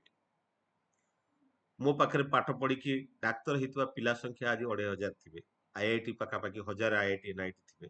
ଇଞ୍ଜିନିୟରିଂ କଥା ଛାଡ଼, ସିଏ ବୋଧେ ପରମ ପିତାଙ୍କ ଇଚ୍ଛା ଥିଲା। ମୁଁ ଯେହେତୁ ଚେଷ୍ଟା କରିଥିଲି ମେଡିକାଲ ପାଇବା ପାଇଁ, ମୋର ପାଠର ଯୋଉ କନସେପ୍ଟ, ମୁଁ ଯେତେବେଳେ କୋଚିଂ କିଛି ନିଜେ ପଢିକି ଚେଷ୍ଟା କରୁଥିଲି, ତେଣୁ ସେଇ ଯୋଉ ଚେଷ୍ଟାଟା ମତେ ଗୋଟେ ମାଷ୍ଟର କରିଦେଲା। ପରମ ପିତାଙ୍କର ଇଚ୍ଛା ବୋଧେ ସେମିତି ଥିଲା ଯେ ମୁଁ ଡାକ୍ତର ହେଇପାରିବିନି, କିନ୍ତୁ ଡାକ୍ତର ତିଆରି କରିପାରିବି। ତେଣୁ ଅନେକ ସମୟରେ ଏଇ ଯୋଉ ଛାତ୍ରମାନେ ଆଜି ପ୍ରିପାରେସନ କରିବା ଭିତରେ ଯୋଉ ଫ୍ରଷ୍ଟ୍ରେସନ ହେଇଯାଉଛନ୍ତି, ତେଣୁ ତାଙ୍କ ପାଇଁ ମୋର ଏତିକି ନିବେଦନ ଯେ ସେମାନେ ଦେଖନ୍ତୁ ତାଙ୍କର ବାପା, ତାଙ୍କର ପାଖ ଆଖରେ ଥିବା ମଣିଷ ମାନଙ୍କର ସଫଳତାକୁ ଦେଖନ୍ତୁନି। ତାଙ୍କ ସଫଳତା ପଛପଟରେ ତାଙ୍କର ଯୋଉ ଚେଷ୍ଟା, ଅମ୍ଳାନ ଚେଷ୍ଟାଟାକୁ ଦେଖନ୍ତୁ। ମୁଁ ଯଦି କୌଣସି ଲୋକକୁ ଅନୁଭବ କରେ, ସେ ଆଜି ଏତେ ବଡ ପ୍ରାଚୁର୍ଯ୍ୟରେ ଅଛି, କିନ୍ତୁ ତା ପଛପଟର ଚେଷ୍ଟା, ତାର ଅକ୍ଲାନ୍ତ ପରିଶ୍ରମଟାକୁ ମତେ ବୁଝିବାକୁ ପଡିବ। ଆଜିର ଯୁବପିଢିଙ୍କ ପାଖରେ ଆଜି ସେଇ ସମସ୍ୟା ହେଇଛି। ସେମାନେ ସାଙ୍ଗେ ସାଙ୍ଗେ କିଛି ଗୋଟେ ଆଚିଭ କରିବା ପାଇଁ ଚାହୁଁଛନ୍ତି, କାରଣ ପରିଶ୍ରମ କରିବାର ଭାବଟା ତାଙ୍କ ପାଖରେ ଦୂରେଇ ଯାଇଛି। ଏବଂ ସେ ପରିଶ୍ରମ କଲାବେଳେ ସେ ନିଜକୁ ଏକା ବୋଲି ଭାବୁଛନ୍ତି, ନିସଙ୍ଗତା। ସେମାନେ ଯଦି ଭାବନ୍ତି ତାଙ୍କର ପ୍ରତି କ୍ଷଣରେ ପରମପିତା ଏବଂ ତାଙ୍କର ପରିବାର, ପରିବେଶ ସମସ୍ତେ ତାଙ୍କ ସହିତ ଅଛନ୍ତି, ତେବେ ସେ ନିସଙ୍ଗ ଅନୁଭବ କରନ୍ତି ନାହିଁ। ତାଙ୍କ ଭିତରେ ନିସଙ୍ଗତା ଆସନ୍ତା ନାହିଁ। ସେ ଅକ୍ଲାନ୍ତରେ ସେ ପରିଶ୍ରମ କରି ସେ ସଫଳତା ମଧ୍ୟ ପାଇପାରନ୍ତି। ତେଣୁ ତାଙ୍କର ଯୋଉ ମାନସିକ ଦୁର୍ବଳତା ହେଇଯାଉଛି, ଆଜିକାଲି ଯୋଉ ଯୁବପିଢି, ଯୋଉ ଜେନ୍-ଜି ଯାହାକୁ କୁହାଯାଉଛି, ସେଥିପାଇଁ ଠାକୁର କହୁଛନ୍ତି ଦୁର୍ବଳ ମନ ଚିରକାଳ ସନ୍ଦିଗ୍ଧ। ସେମାନେ କଦାପି ନିର୍ଭର କରିପାରନ୍ତି ନାହିଁ। ଆମେ ନିସଙ୍ଗ ଅନୁଭବ କରୁ, ଏଥିପାଇଁ ମୁଁ ମୋ ବାପା ମାଙ୍କ ଉପରେ ନିର୍ଭର କରିପାରେ ନା। ମୋର ଭାଇ, ମୋର ବନ୍ଧୁ, ମୋର ପରିବେଶ, ପରିବେଷ୍ଟନୀ, ସର୍ବୋପରି ପରମ ପିତାଙ୍କ ଉପରେ ମଧ୍ୟ ମୁଁ ନିର୍ଭରଶୀଳ ହେଇପାରେ ନା। ମୁଁ ଯେତେବେଳେ ନିର୍ଭର ହେଇ ଉଠେ ନା, ମୁଁ ଦୁର୍ବଳ ହେଇଯାଏ, ଡିଷ୍ଟ୍ରାକ୍ଟେଡ ହେଇଯାଏ। आ ठाकुरंकर सेई संग्राम 3D ठाकुरंकर संग्राम हो 3D disease death and destruction ए तीनटा विरुद्ध रे ठाकुरंकर संग्राम सेतिपई मनुष्य जो दुर्बल हूत हो जाए से प्रेम भक्तिर स्थान न थाए तार माँ बापा प्रति तार भल पाइबा न थाए तार बंधु बांधव प्रति भल पाइबा न थाए जितेबाला से निसंग अनुभव करे दुर्बलता अनुभव करे जिते भल पाइबा दूरे जाए से सी किसी ना किसी बोल्ड स्टेप नहीं जाए आत्महत्या करने को मत पछाए मोर जीवंत अनुभव एवं रिसेंटली गोटे घटी आज तोली धरिया चाहे कहीं निसंगता आज टॉपिक रखी मोर जड़े रिलेटिव अति क्लोज रिलेटिव मो निजर संपर्क 22 वर्षर पिला matric 96.4% plus two 90% BTech private engineering college रे पढ़ुची जोटी course fees monthly yearly 6 lakh 7 lakh दिया होची तार बापा उच्च पदस्थ IT software engineer high paid software engineer BTech रे 91 परसेंटाइल एवरेज परसेंटाइल रखिଛି मैकेनिकल पढ़ुची फाइनल ईयर बीटेक इन्फोसिस रे कैंपस सिलेक्शन हिची कम दरमा कैट क्वालिफाई करिछि आईआईएम रे कोठी पाई जिवार पाई चलीछि व्यवस्था एई भली अवस्था एई भली युवक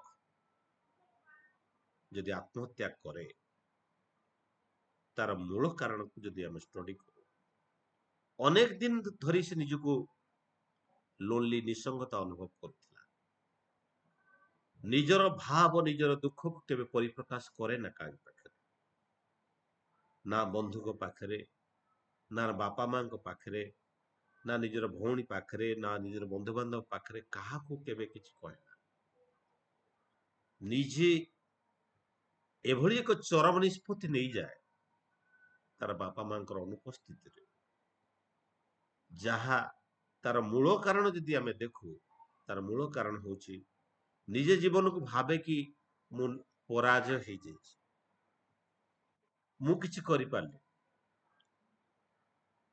जीवन रे जे परिवर्तनशील जीवन जे एमती किछि आसे पुणी किछि जाए जीवन सफलता मु जदि मो बापा को देखे बापा एते बड़ अछंती मु सेमती केमती करिवि जे बापा एतिकी बड़ हवा पाई केते परिश्रम करिछन मु ताको अनुभव करि पारे तेणु ये हूँ कर्मर क्षेत्र आचार्य देव सब से कथा कहते ये हूँ कर्म भूमि आमको कर्म करने को पड़ो आम कर्म कले ही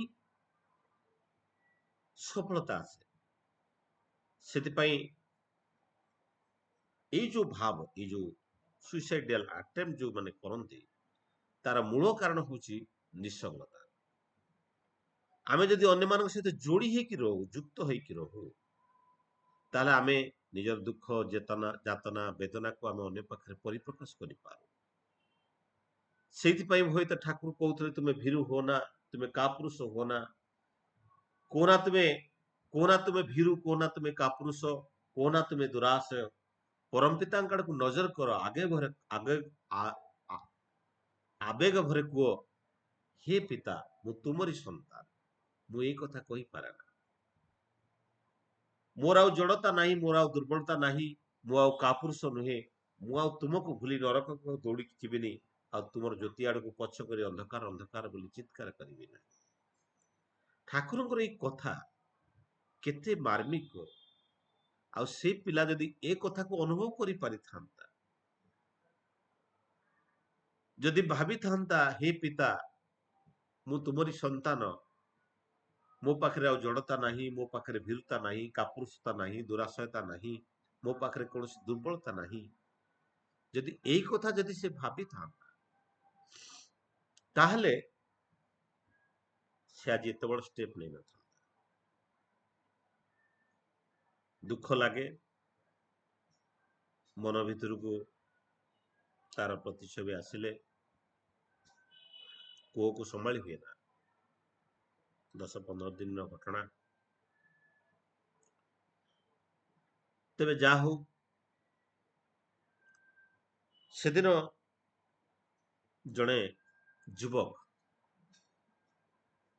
ଠାକୁର ବସିଛନ୍ତି, ଆଲୋଚନା କରୁଛନ୍ତି, ଅନେକ ଦୂରରେ ବସିକି ଅନେକ ଅବସାଦଗ୍ରସ୍ତ ଭାବରେ ବସିଛି। ଠାକୁର ଯେତେବେଳେ ତାକୁ ପାଖକୁ ଡାକିଲେ, ତାର ବିଷାଦର କାରଣକୁ ଯେତେବେଳେ ଠାକୁର ତାଙ୍କୁ ପଚାରିଲେ, ସେଦିନ ସେ କହିଥିଲା ଯେ ମୁଁ ଚାକିରି ଦବାକୁ ଯାଇଥିଲି ଆଉ ମୋର ହେଲାନି, ମାନେ ପରାଜୟ। ସେଥିପାଇଁ ସେ ଦୁଃଖରେ ଭାଙ୍ଗି ପଡିଛି, ଦୂରରେ ବସିଛି। ଠାକୁର ସେଦିନ ତାକୁ କହିଲେ କେତେ ପିଲା ଥିଲେ? ସେ କହିଲା 200 ପିଲା ଥିଲେ। ଠାକୁର କହିଲେ ତୁ କେଡେ ବଡ ପରୀକ୍ଷାରେ ପାସ୍ କରିକି ତୁ ଆସିଛୁ, ଏ 200 ପିଲା ଭିତରେ ତୁ ପାଇଲୁନି ଯେ ସେଥିପାଇଁ ଦୁଃଖ କଷ୍ଟ କରୁଛୁ। କେତେ ପିଲାଙ୍କ ଭିତରେ ତୁ ଶ୍ରେଷ୍ଠ, ତୁ କେତେ ପିଲାଙ୍କୁ ପଛରେ ପକେଇକି ତୁ ଆସିଛୁ, ସେ କଥା ତୁ କଣ ଜାଣିଛୁ? ଠାକୁର ତାକୁ ବୁଝେଇବାକୁ ଯାଇ କହୁଥିଲେ, ଠାକୁର ମଣିଷ ଯେତେବେଳେ ଜନ୍ମ ନିଏ, ମା ବାପାଙ୍କର ଯୋଉ ମିଳନରେ, ମା ବାପାଙ୍କର ସଂଯୋଗରେ ଯୋଉ ଯେତେବେଳେ ସେ ଜନ୍ମ ନିଏ, ମାର ଗୋଟିଏ ମାତ୍ର ଡିମ୍ବାଣୁ ଥାଏ। ଅନେକ ସମୟରେ ମାନେ ଗୋଟିଏ ମାତ୍ର ଡିମ୍ବାଣୁ ଥାଏ ପ୍ରସ୍ଫୁଟିତ ହବା ପାଇଁ, କିନ୍ତୁ 25ରୁ 30 କୋଟି ଶୁକ୍ରାଣୁ ଥାନ୍ତି। ଆଉ ଏଇ ଶୁକ୍ରାଣୁ ମାନେ ନିର୍ଜୀବ। ଏଇ ଶୁକ୍ରାଣୁ ମାନେ ସେତେବେଳେ ଗତିଶୀଳ ହୁଅନ୍ତି ଯେତେବେଳେ ତାଙ୍କ ଉପରେ ଆତ୍ମା ସବାର କରେ, ପ୍ରବେଶ କରେ। ଆତ୍ମା ହଉଛି ଗୋଟେ ଶକ୍ତି, ଯାହା ଠାକୁର କହୁଥିଲେ the spirit is the vast source of energy that create the ever consciousness in the human being or the life. ତେଣୁ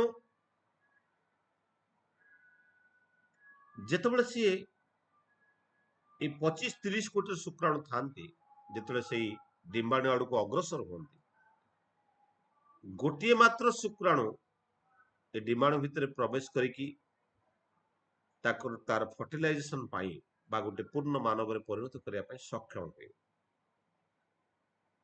ତେଣୁ ଯେତେବେଳେ 25-30 କୋଟିର ଆତ୍ମା ସମସ୍ତେ ଚେଷ୍ଟା କରନ୍ତି ଯେ ସମସ୍ତେ ଏଇ ଜୀବନ ପାଇବା ପାଇଁ, ମାନବ ଜୀବନ ପାଇବା ପାଇଁ ସମସ୍ତେ ଚେଷ୍ଟା କରନ୍ତି। ଯେତେବେଳେ ଆମେ 25-30 କୋଟିର ଆତ୍ମାକୁ ପଛରେ ପକେଇ ଆମେ ଯେତେବେଳେ ଏ ଧରାପୃଷ୍ଠକୁ ଆସିଛୁ, ଆମେ କମ ବଡ ବଳିଆନ ନୁହେଁ। ତେଣୁ ଆମେ ନିଜକୁ ଭୀରୁ ଭାବିବା କଥା ନୁହେଁ, ଆମେ ନିଜକୁ ଦୁର୍ବଳତା ଭାବିବା କଥା ନୁହେଁ, ଆମେ ନିଜକୁ ସବଳ ଭାବିବା କଥା। ଏବଂ ସେଇ ଭାବଟା ହିଁ ଆମକୁ ଅନେକ ଶକ୍ତି ଯୋଗାଇବ, ଅନେକ ଶାନ୍ତି ଯୋଗାଇବ, ଆମକୁ ଆଗକୁ ବଢିବାରେ ସହାୟକ ହବ। ତେଣୁ ଆମେ କଣ କରୁ? ଆମେ ଭାବୁ ଆମ ଦ୍ୱାରା କିଛି ହେଲାନି। ତେଣୁ ଆମ ଦ୍ୱାରା କିଛି ହେଲାନି ମାନେ ସେଇଟା ଆମକୁ ଅନେକ ନିଃସଙ୍ଗତା ଆଡକୁ ନେଇଯାଏ। ତେଣୁ ଏ ନିଃସଙ୍ଗତାରୁ ମୁକ୍ତି ପାଇବା ପାଇଁ ହେଲେ ଆଧ୍ୟାତ୍ମିକତାର ପଥକୁ ଧାରଣ କରିବାକୁ ପଡିବ। ତ ନିଃସଙ୍ଗତାର ମୁକ୍ତି ପାଇଁ ପ୍ରାକ୍ଟିକାଲ ସଲ୍ୟୁସନ ହଉଛି ମେଡିଟେସନ। ମେଡିଟେସନ ଆଉ ଟୁ ସ୍ପେଣ୍ଡ ସମ୍ ଲିଟଲ ଟାଇମ ସାଇଲେଣ୍ଟଲି, ଆମେ silently Basu, spend some little time silently to reflect the meaning, to understand the meaning of the life.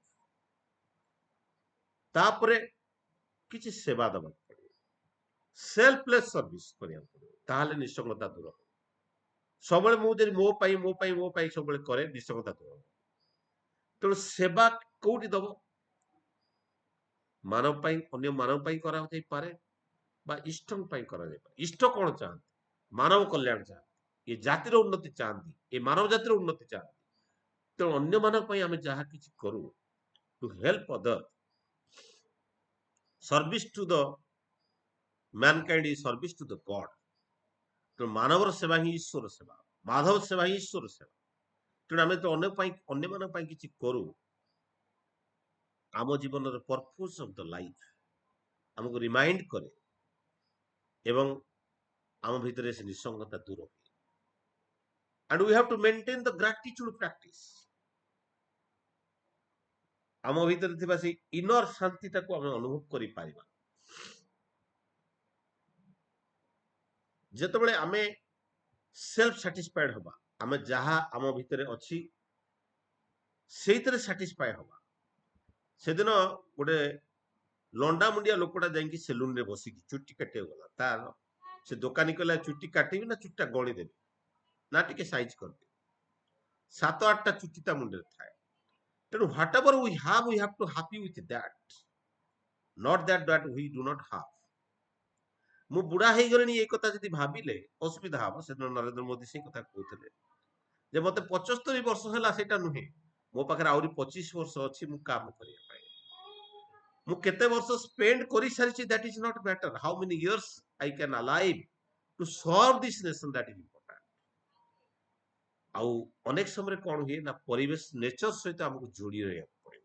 The connecting with the natures, ପ୍ରକୃତି ସହିତ ଆମେ ଯୋଡି ହଉ, କାରଣ ଆମେ ପ୍ରକୃଷ୍ଟ ହେଇପାରିବା ନାହିଁ। ଯାହା ଶ୍ରୀ ଠାକୁର କହୁଥିଲେ ପୁରୁଷ ଆଉ ପ୍ରକୃତି କଥା। ଆଉ ଗୋଟେ ସବୁଠୁ ବଡ ଜିନିଷ ଏଇ ଅବସାଦରୁ ଦୂର ହବା ପାଇଁ, ତାହା ହଉଛି ବିଶ୍ୱାସ ଆଉ ସରେଣ୍ଡର, ସମର୍ପଣ। ଆମ ଭିତରେ କଣ ହୁଏ ନା, ବିଶ୍ୱାସ ଆସେ ନା, ଆମେ ବିଶ୍ୱାସ କରିପାରୁନା, ସେଇ କଥା ମୁଁ ଏବେ କହୁଥିଲି। ଆଉ କଣ ହୁଏ, ଆମେ ସମର୍ପଣ ଭାବ ଆସେ। କାରଣ ମୋ ଭିତରେ ଏତେ ଅହଙ୍କାର ଜଡ଼ ବାନ୍ଧିକି ଥାଏ, ମୁଁ କାହାରି ଚରଣରେ ସମର୍ପଣ ହେଇପାରେ ନା। ନା ମୋ ବାପା ମାଙ୍କ କଥା ମାନେ, ନା ମୋ ଗୁରୁଜନଙ୍କ କଥା ମାନେ, ନା ମୋ ଗୁରୁଙ୍କ କଥା ମାନେ, ମୁଁ କାହାରି କଥା ମାନେ ନା। ସେ ଇଗୋଟା ମୋ ଭିତରେ ଏତେ କଠିନ ଥାଏ, ମୁଁ ନା ବିଶ୍ୱାସ କରିପାରେ ନା ମୁଁ ସମର୍ପିତ ହେଇପାରେ।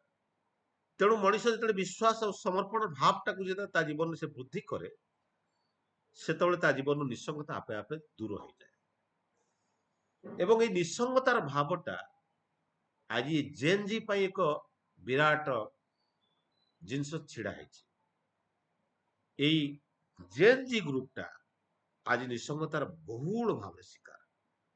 କାରଣ ଆଜି ଆଜି ଆମେ ପରମ ପ୍ରେମଙ୍କର ଏଇ ସଦାଲୋଚନା ଶୁଣୁଛେ, କିନ୍ତୁ ତାଙ୍କୁ ସେଇଥି ବଡଦା କହୁଥିଲେ ତାଙ୍କୁ ପରମ ପ୍ରେମ ଉପାଧି ହିଁ ଶ୍ରେଷ୍ଠ ଲାଗେ। ଏଇଥିପାଇଁ କାରଣ ମଣିଷ ଜୀବନରେ ସେ ପ୍ରେମର ଅଭାବ ଆଜି ଅଛି। ପରିବାରରେ ଆଜି ପ୍ରେମ ନାହିଁ। ଯୋଉ ପିଲା ଆତ୍ମହତ୍ୟା କରିଛି, ସେ ତାର ମା ବାପା ବନ୍ଧୁ ବାନ୍ଧବ ସମସ୍ତଙ୍କୁ ଯଦି ପ୍ରେମ କରୁଥାନ୍ତା, ସେ ହয়তো ଆଜି ଏତେ ବୋଲ୍ଡ ଷ୍ଟେପ୍ ନେଇପାରିନଥାନ୍ତା। ତେଣୁ ଏଇ ଯୋଉ ନିଃସଙ୍ଗତା ଯୋଉ ଆସିଛି, ତାର ମୂଳ କାରଣ ହଉଛି ପ୍ରେମର ଅଭାବ, ଭଲ ପାଇବାର କମି। ସେଇଥିପାଇଁ ଶ୍ରୀ ଠାକୁର କହୁଥିଲେ every house to be reform, every man to be reform and every house to be reconstructed. ପ୍ରତ୍ୟେକ ପରିବାରକୁ ପୁଣି ଗଢି ତୋଳିବା ପାଇଁ এই ସତ୍ସଙ୍ଗ ହଉଛି ଦ ମ୍ୟାନ ମେକିଂ ଫ୍ୟାକ୍ଟରି, ମଣିଷ ତିଆରି କାରଖାନା। ତେଣୁ ଏଇଠି ଅବସାଦ ରହେ ନା, ଦୁଃଖ ରହେ ନା, ସେଇଭଳିଆ ମଣିଷ ତିଆରି କରିବାକୁ ଚାହେଁ ସତ୍ସଙ୍ଗ। ତେଣୁ ଏଇ ଯୋଉ ଅବସାଦ ଆସେ, ଯୋଉ ନିଃସଙ୍ଗତା ଆସେ, ଇଏ ବିଭିନ୍ନ ପ୍ରକାର ନିଃସଙ୍ଗତା ଆସେ। ତା ହଉଛି ସୋସିଆଲ ଲୋନଲିନେସ, ମାନେ ସାମାଜିକ ଜୀବନ ଭିତରେ ଯେତେବେଳେ ସେ ନିଜକୁ ନିଃସଙ୍ଗ ଅନୁଭବ କରେ। ସାମାଜିକ ଜୀବନ ଭିତରେ ବାପା ମା ବନ୍ଧୁ ବାନ୍ଧବ ସବୁ ସମ୍ପର୍କ ସହିତ ଯୋଡି ହୁଏ ନା। ଆଜି ଆମେ ଦୁଇ, ଆମର ଏକ କିମ୍ବା ଆମର ଦୁଇ, ଆଉ ବାପା ମା ଜେଜେ ବାପାଙ୍କ ସହିତ ସମ୍ପର୍କ ନାହିଁ। ଆମର ପିଲାମାନେ ଆମ ବାପା ମା, ଆମ ମାମୁଁ ମାମୁଁ ଶବ୍ଦ ତ ସରିଗଲାଣି, କିଛି ଦିନ ପରେ ଆଉ ନଥିବ। ଅନେକ ସମ୍ପର୍କ ସଂଜ୍ଞା ଆଜି ମାନେ ସଂଜ୍ଞା ହିସାବରେ ମନେ ରଖିବାକୁ ପଡିବ। ତେଣୁ ସୋସିଆଲ ବଣ୍ଡେଜଟା ସମାଜରେ ଆଜି ଦୂର ହେଇ ନାହିଁ। ଆଉ social loneliness, emotional loneliness, family loneliness and romantic loneliness, এটা ଜେନ୍-ଜି ପାଇଁ ଏକ ବଡ ଆହ୍ୱାନ। ମୁଁ ଯଦି ଦେଖୁଛି ମୋର ସାଙ୍ଗ ଗୋଟେ ଝିଅ ସହିତ ଭଲ ସମ୍ପର୍କରେ ଅଛି, ତା ସହିତ ଭଲ ଆଫେୟାର ଅଛି, ମୋ ଜୀବନରେ ଯଦି କେହି ଝିଅ ନାହାନ୍ତି, ମୁଁ ଗୋଟେ ରୋମାଣ୍ଟିକ ଲୋନଲିନେସ ଫିଲ୍ କରୁଛି। ମୁଁ ଦେଖୁଛି ଯେ ତାଙ୍କ ପରିବାରରେ ତାଙ୍କର ବହୁତ ବାହାରେ ବୁଲାବୁଲି କରୁଛନ୍ତି, ବହୁତ ଖୁସିରେ ଅଛନ୍ତି, ମୋ ବାପା ମତେ ଗାଳି ଦଉଛି, ପାଟି କରୁଛି, ପଡ ପଡ କହୁଛି, ମୋ ବାପା ମା ସବୁବେଳେ ଗାଳି ଦଉଛି, ତୁ କାହିଁ ଚାକିରି କଲୁନୁ, ଇଏ କଲୁନୁ। ତେଣୁ ଫ୍ୟାମିଲି ଲୋନଲିନେସ୍ ଡେଭଲପ ହେଇଯାଏ। ଆଉ ଏ ଲୋନଲିନେସ୍ ଇମୋସନାଲ ଲୋନଲିନେସ୍ ହୁଏ। ମାଇଣ୍ଡର ଗୋଟେ ସ୍ତର ହଉଛି ଇମୋସନାଲ ଲୋନଲିନେସ୍। এই ଇମୋସନାଲି ମୁଁ ଭାଙ୍ଗି ପଡେ।